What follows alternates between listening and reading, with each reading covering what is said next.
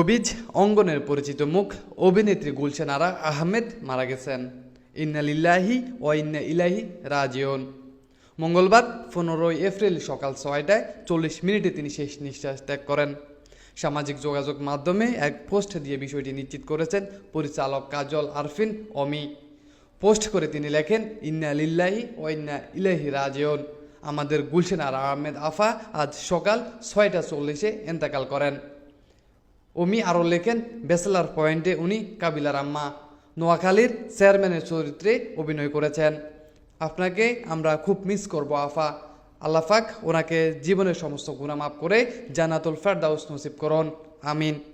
2002 সালে বাংলাদেশ টেলিভিশনের একজন তালিকাভুক্ত শিল্পী হিসেবে টিভি নাটকে গুলশান আরা অভিষেক ঘটে।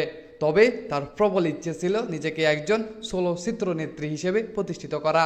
সেই ইচ্ছে আর ভালো লাগা থেকেই গুলশান আরা প্রথম অভিনয় করেন প্রয়াত এনায়েত করিম পরিচালিত কদম আলী মাস্তান চলচ্চিত্রে।